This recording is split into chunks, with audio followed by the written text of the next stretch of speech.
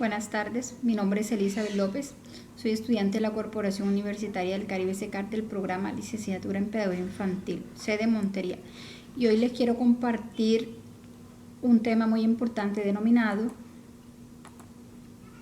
tipos de discapacidad que podemos encontrar en el sistema educativo. Bueno, para esto les haré una definición de lo que es la discapacidad.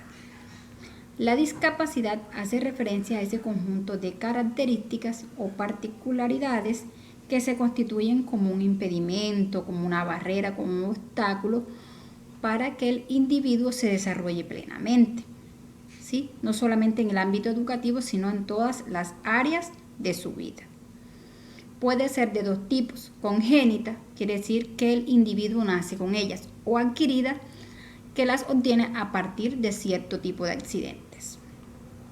Dentro de las discapacidades reconocidas por la OMS, la Organización Mundial de la Salud, tenemos trastornos del espectro autista TEA, ¿sí? Esto es un trastorno, digamos, del neurodesarrollo, es decir, a nivel cerebral, ¿sí? Y los niños lo adquieren en los primeros años de vida. Dentro de las características de este tenemos déficit en la capacidad para establecer relaciones sociales recíprocas, dificultades de comunicación y en las habilidades pragmáticas del lenguaje. ¿Qué quiere decir esto? Que los niños que padecen este trastorno son niños, digamos, que mantienen relaciones consigo mismos, ya, son ensimismados como vulgarmente lo dicen, pues les cuesta mantener relaciones y conversaciones con otras personas.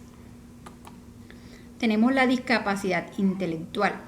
Esto es un tipo de discapacidad que puede ser permanente, es decir, para toda la vida, pero no es considerado una enfermedad mental. Dentro de las características de esta tenemos retraso en el desarrollo psicomotor, afectación en el lenguaje, alteraciones de movimientos y equilibrios, estereotipias, es decir, que las personas realizan movimientos involuntarios como mover la mano, mover la cabeza, pero no tienen realmente ningún significado, sino que se vuelven repetitivos y mantienen una sonrisa permanente. Entonces observamos que los niños tienen dificultad para movilizarse, para trasladarse, para equilibrar su cuerpo y para mantener, digamos, una conversación, porque tienen problemas del lenguaje. Tenemos la discapacidad auditiva. La discapacidad auditiva es un déficit total o parcial de la percepción que se evalúa por el grado de pérdida de audición en cada oído.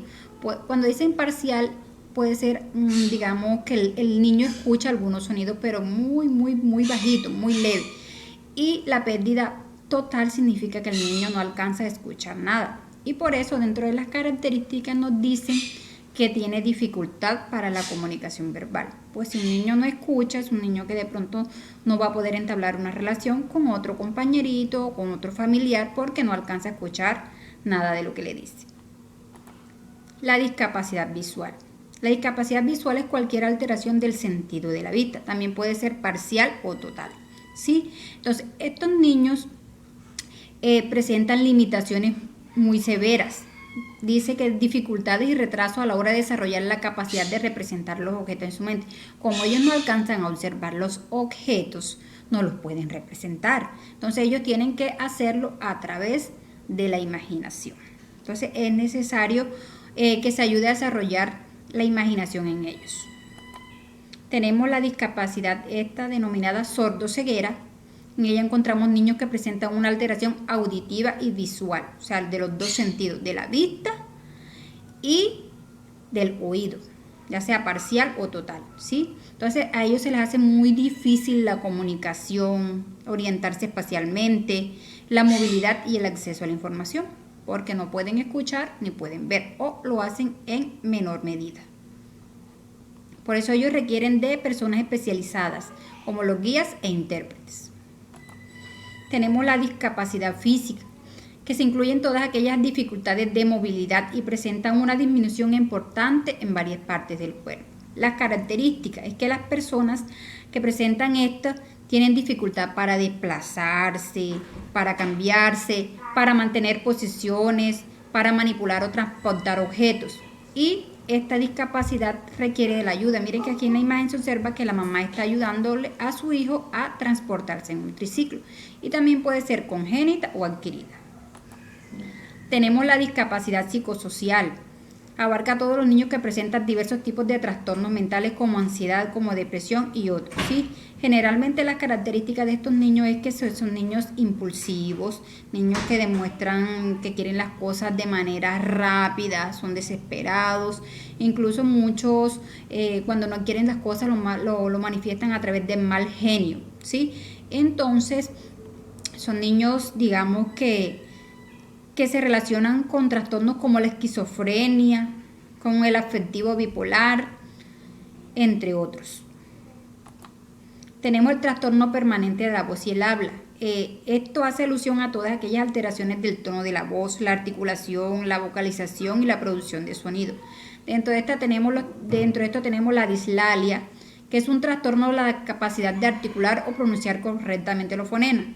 Sí, en vez de decir lodo, decimos loro, o el niño dice loro, o el individuo que padece este tipo de discapacidad.